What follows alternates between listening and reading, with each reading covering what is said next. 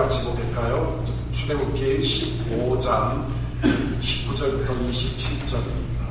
출애굽기 15장 19절부터 27절 말씀입니다.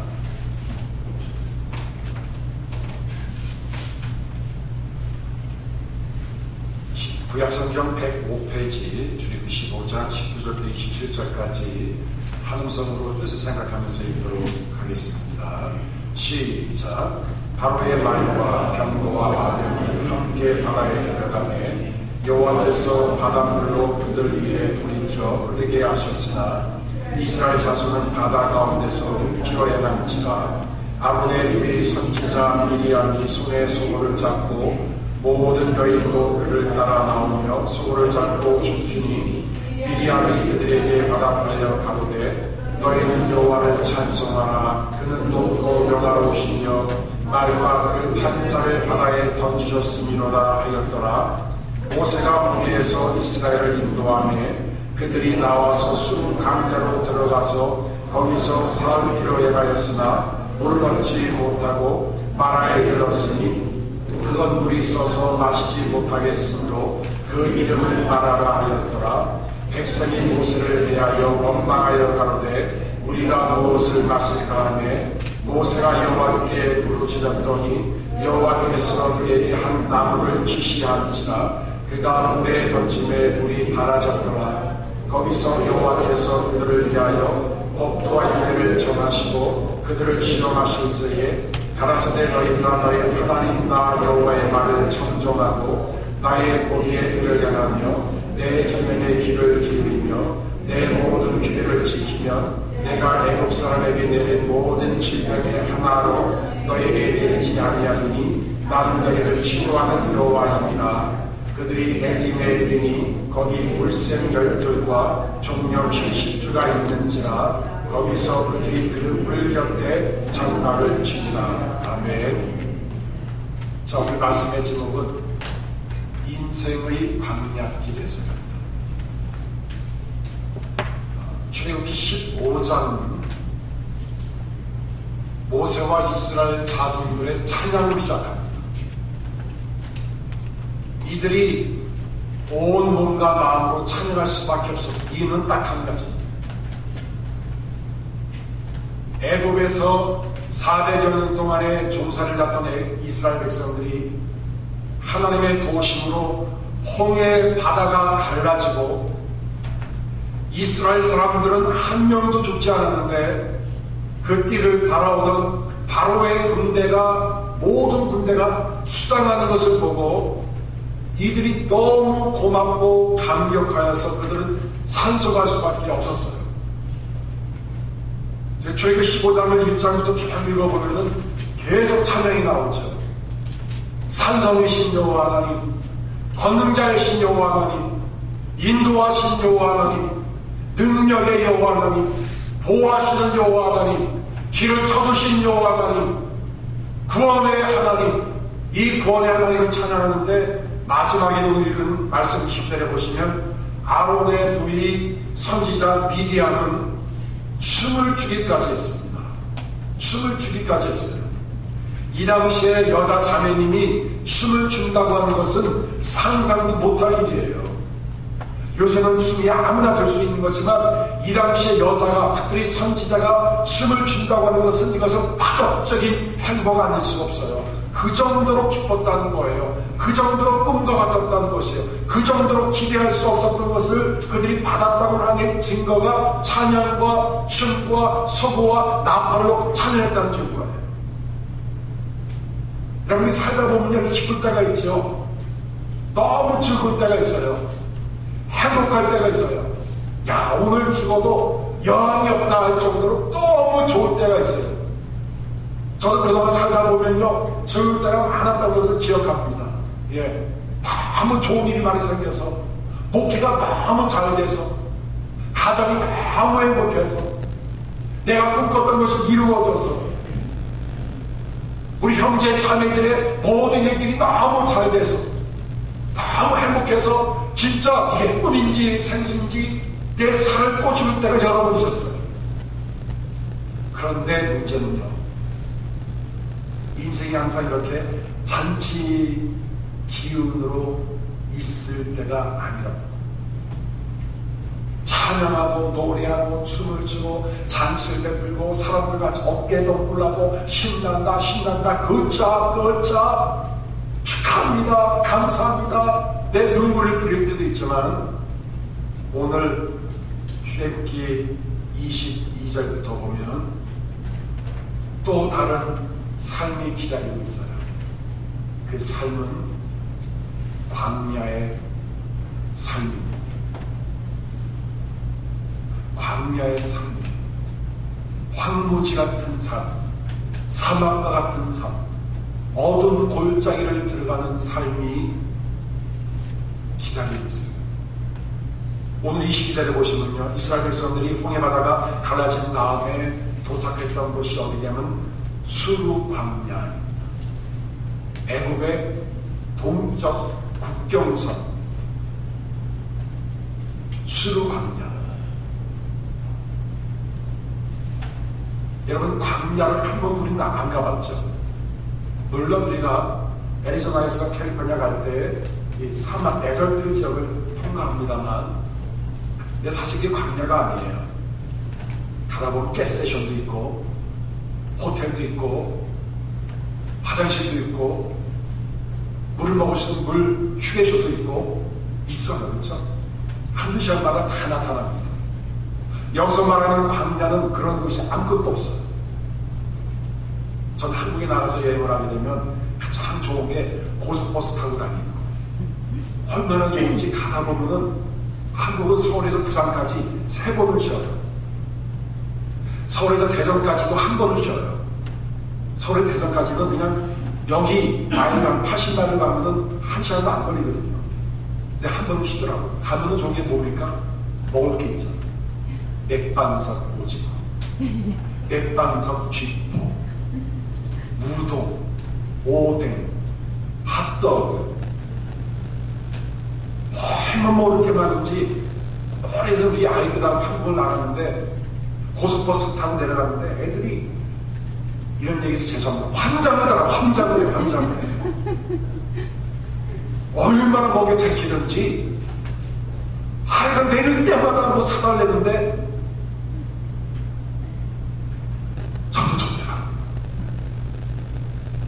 여러분이 광야는 여기서 말하는 광야는 휴게소가 없어. 맥반석 오징어 어림도 없어요.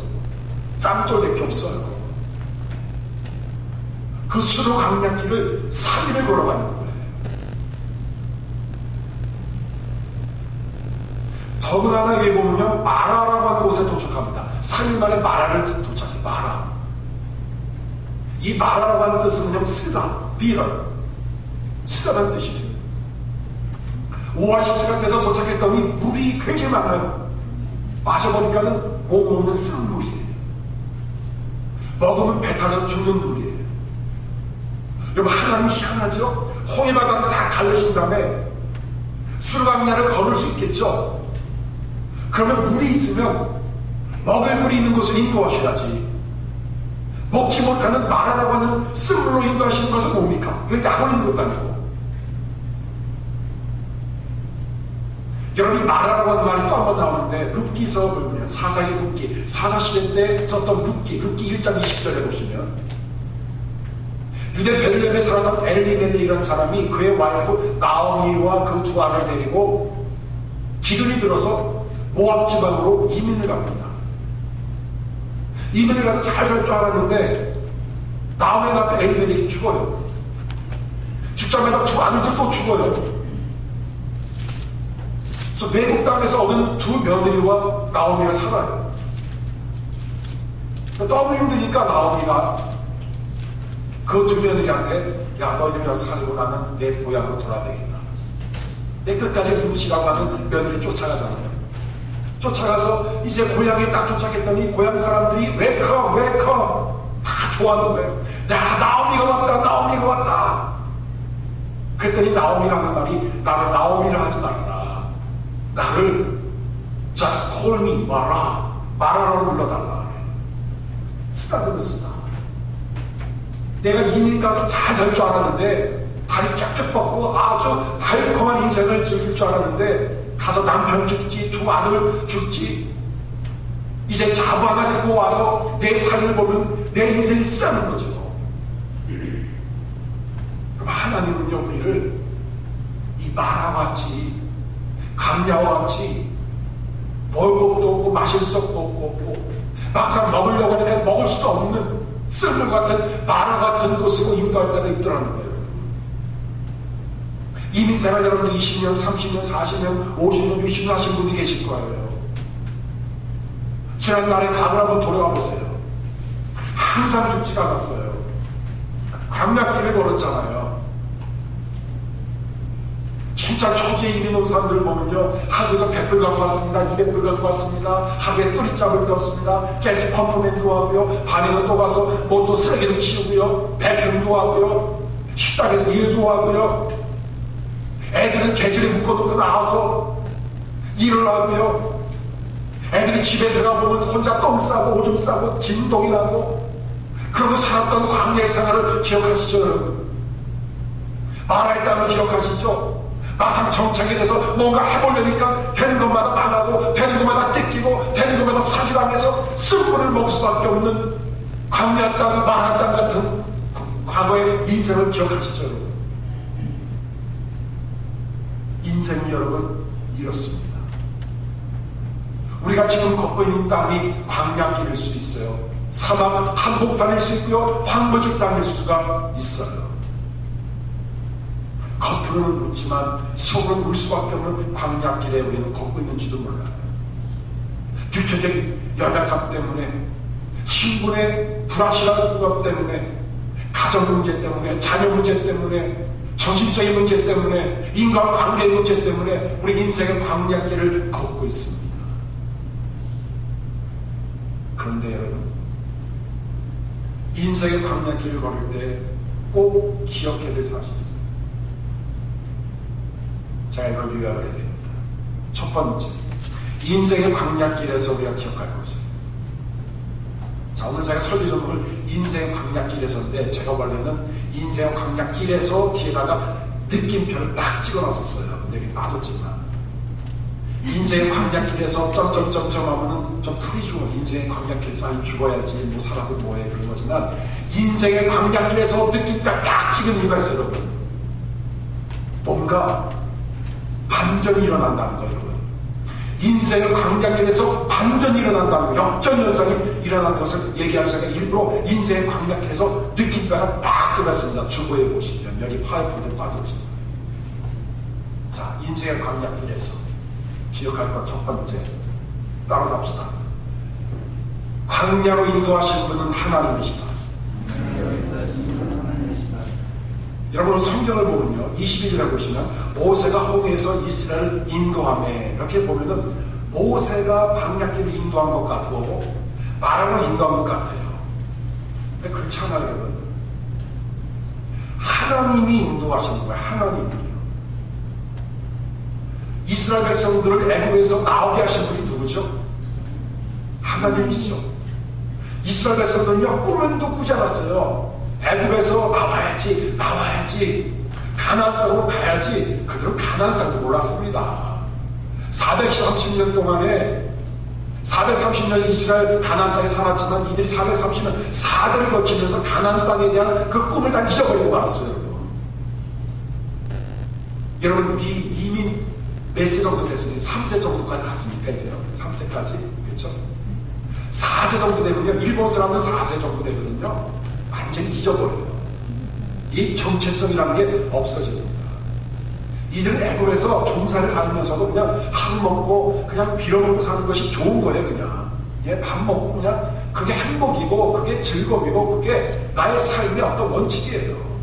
꿈도 꾸지 못했어요. 그런데 하나님이 어느 날 모세를 부르시고, 모세를 통해서 너를, 내가 이스라엘 민족의 지도를 세우고 너를 통해서 하나님이 내가 너를 이스라엘 백성 수백 만의 사람들을 저 애굽 땅에서 저 꿈 적과 꾸리는 땅에 내가 인도하리라 하는 인도자가 하나님이었습니다. 이런 인생의 주도권을 잡고 계시는 하나님이에요. 아멘. 좋은 일을 하게 하신 것도 하나님이고요, 우리를 코너로 몰아넣으신 분도 하나님이에요. 우리를 간곡히 하신 분도 하나님이고요. 우리가 약해질 때 같이 하는 놔두신 분도 하나님이에요. 거기 하나님의 놀라운 의도와 계획과 목적이 있다는 것을 꼭 기억하시기 바라요. 아멘.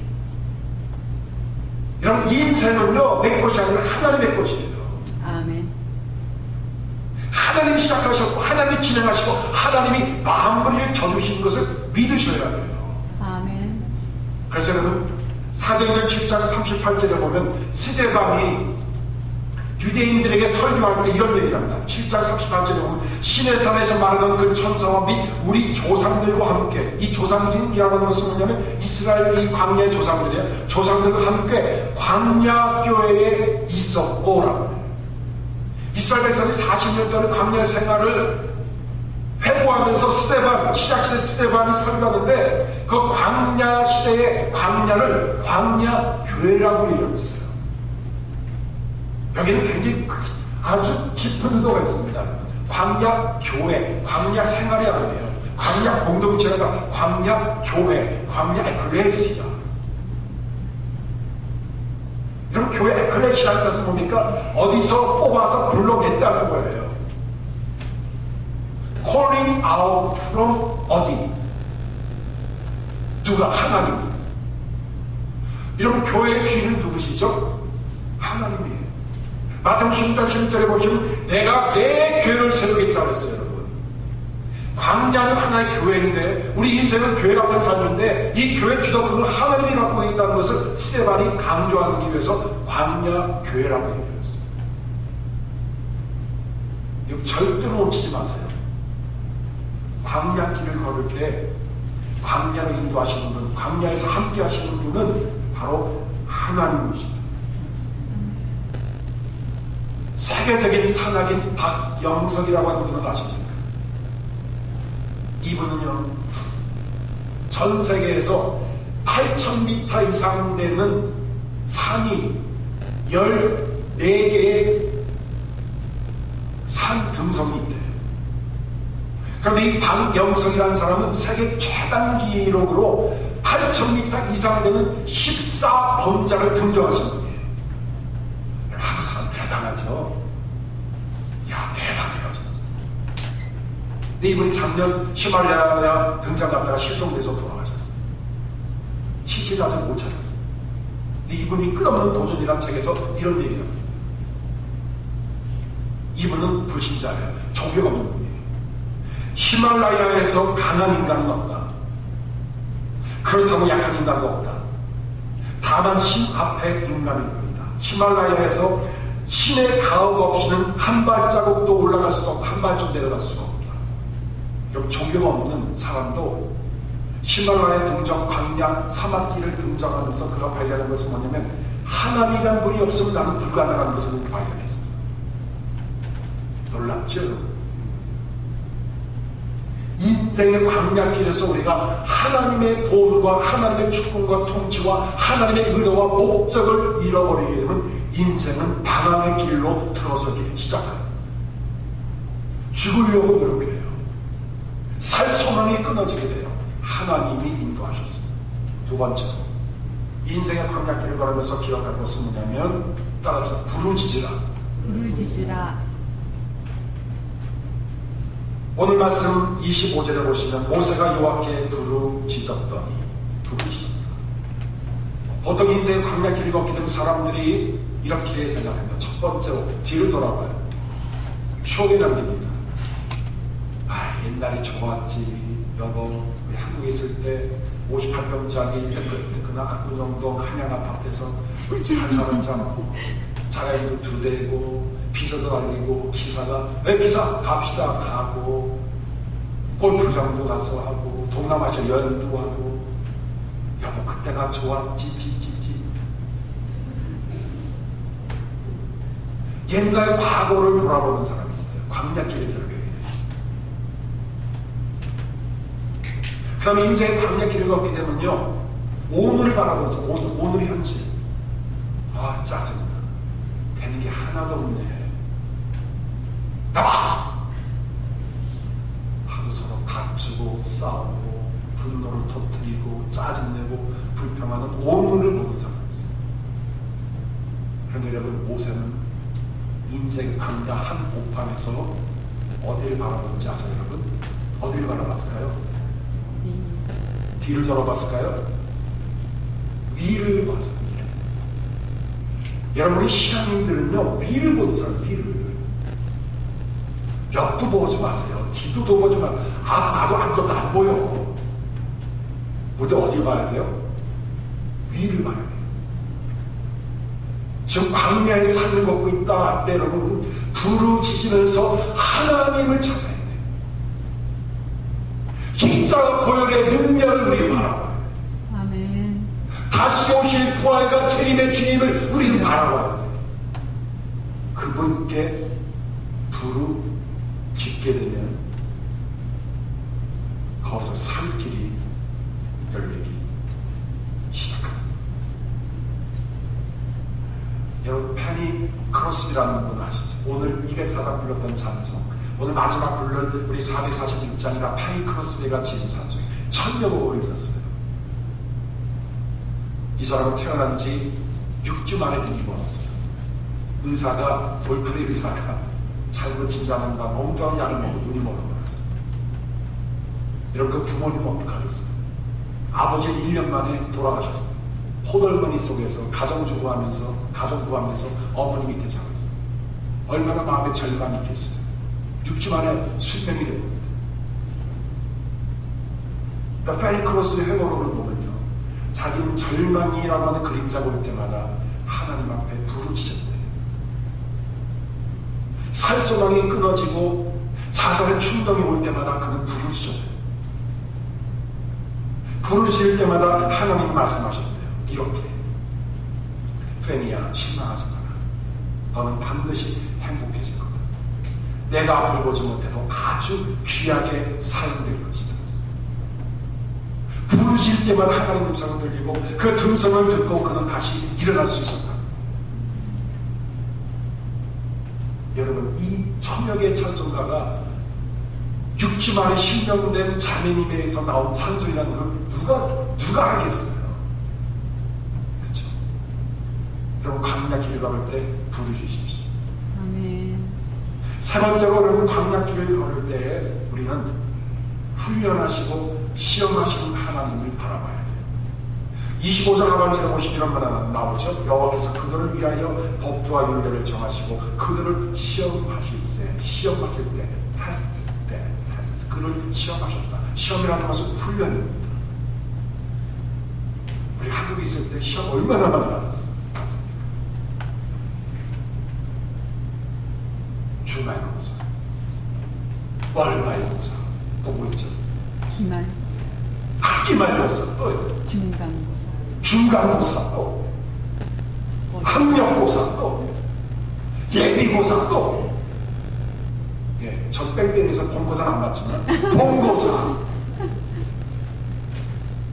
별로면 고사는 합치었어요. 그런데 여러분, 이 시험을 통해서 내 실력을 알잖아요. 시험 때문에 공부하잖아요. 공부 진짜 하는 애들도요, 시험 때문에 커닝페이퍼 만들더라고요.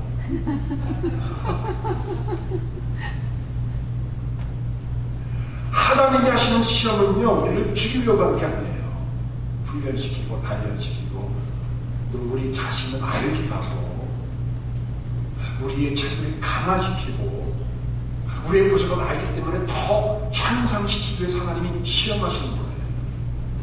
광야길은 여러분 시험하는 길이에요. 그래서 신명기 8장 2절에 보시면 이런 말, 이걸 찾아봐요. 출애굽기 15장을 쫙 접어두시고 신명기 8장 2절로 보세요. 자, 신명기 8장 2절을 펴보시고 볼펜이 있는 분들은 거기다가 줄을 빡빡빡빡 하십시오. 성경책이 찢어질 정도로. 자, 신명기 8장 2절. 자, 여기에 줄이 안 그어진 사람은 유비전 교인이 아닙니다. 8장 2절 같이 한번 읽겠습니다. 시작. 내 하나님 여호와께서 이 40년 동안에 너로 광야의 길을 걷게 하신 것을 기억하라. 이는 너를 낮추시며 너를 시험하사 내 마음이 어떠한지 그 명령을 지키는지 아니 지키는지 알려 하십니다. 자, 시험하셨죠? 어떻게 하기 위해서 우리를 낮추시기 위해서. 우리 인생에 광야길이 없었다면 우리는 여러분 진짜 엄청나게 교만해졌을 거예요. 엄청나게 더러운 인간이 되었을 거예요. 엄청나게 자기 자랑하는 사람이 됐을 거예요.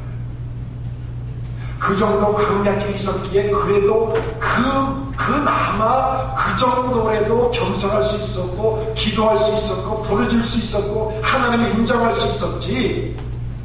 만약 광야길이 없이 그냥 모든 게 만사형통, 여러분 웃긴 인간이 됐을 거예요. 하룻까마지 범모선지 모르는 인간을 됐을 거예요. 광야길이 없었다면 저는 여기에 설 수도 없었어요. 광야길이 없었다면 제가 설교할 수 없었을 거예요. 광야길이 있었기에 기도하고 광야길이 있었기에 더 낮춰주는 사람이었어요. 여러분 다윗 같은 경우 보세요.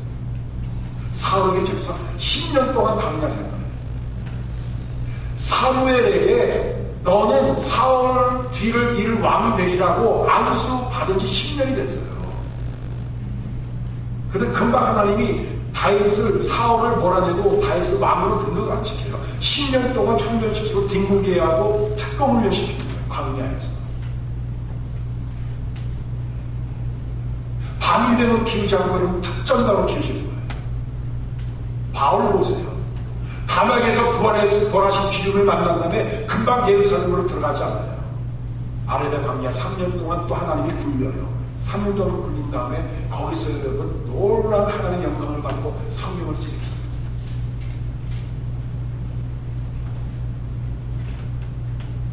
네 번째로 우리가 광야길에서 기억할 것이 있어요. 말씀을 듣고 순종하는 것입니다. 자, 오늘 말씀해 보시면요. 출애굽기 15장 다시 넘어가게 되면 26절 가라사대 너희가 너희 하나님 나 여호와의 말을 청정하고 나 보기에 그를 행하며 내 계명에 귀를 기울이며 내 규례를 지키며. 하나님이 우리를 광야길로 인도하신 이유는 뭐냐면 말씀을 듣도록 하기 위해서, 그 말씀에 순종하는 백성을 만들기 위해서 하나님이 광야길로 인도하세요.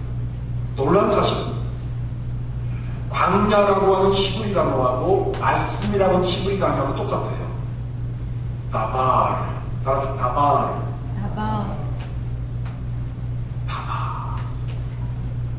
광야도 다발을, 말씀도 다발. 그냥 누구하고 대화를 나눌 때 사람이 막 그 소음이 많이 들리면 말귀를 못 알아들어요. 그렇죠? 전화가 왔어요. 옆에서 누가 우리 아들들이 텔레비를 막 틀어서 막 크게 막 듣고 있어요. 야, 텔레비전 꺼! 소음 좀 낮춰! 그러잖아요. 광야는요, 소음이 없는 곳이에요. 조용한 곳이에요. 귀뚜라미 소리, 여우 소리, 들깨 울소리밖에 안 들려요. 아무것도 안 들려요. 광야는 아주 단순한 곳이에요. 그렇기 때문에 하나님은 광야에서 우리에게 말씀을 들려주십니다. 저도 목회하면서 주님의 소리, 뜻을 발견하고 음성을 들을 때가 대부분 광야길에 있을 때였어요. 목회가 잘 되고 쓸쓸한 풀리고 할렐루야 막 그럴 때는 그냥 제 기분으로 목회했던 것 같아요. 목회가 코너에 걸리고 어렵고 오해받고 짜증이 나고 목회에 진절이 걸리가 났어요. 목회에 광야길이 왔을 때 하나님이 저를 찾아오셨어요. 서글서글 평상시에 듣지 못했던 말씀, 수십 번 읽은 책인데 그때 듣지 못했던 말씀을 광야길을 걸으면서 광야길의 바닥을 기억하면서 하나님이 그때 말씀을 주셔서 입에 쏙 넣어주시더라고요. 여러분, 애들이 건강할 때는 자기 먹고 싶은 막 먹어요. 그쵸? 막 초콜릿도 먹고 막 라면도 끓여 먹고 하다가 애들이 아파서 아, 죽어 나 죽어. 그럼 그때 뭐가 나옵니까? 엄마가 끓여주는 미음이 나와요. 그렇죠?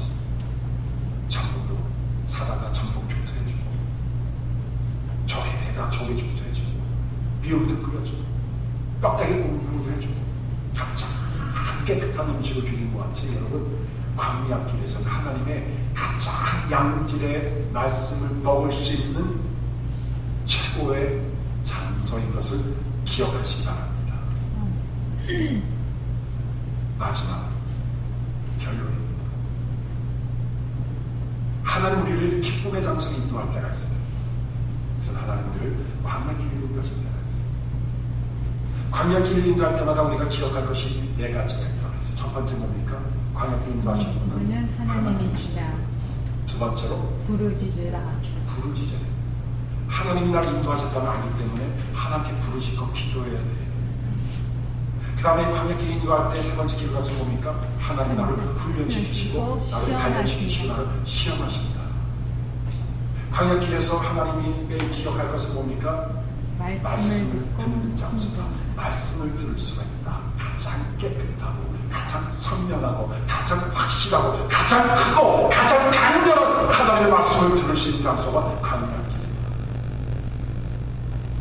근데 이 광야길에도 하나님이 주시는 축복이 있어요. 세 가지 축복을 제가 증거합니다. 첫 번째 축복, 변화의 축복. 변화의 축복. 자, 오늘 말씀 25절에 보시면 모세가 부르짖을 때마다 하나님이 모세에게 그 쓴물을 향해서 나뭇가지를 던지라고 했어요. 여러분, 쓴물에 나뭇가지를 던지는 게 무슨 의미가 있습니까?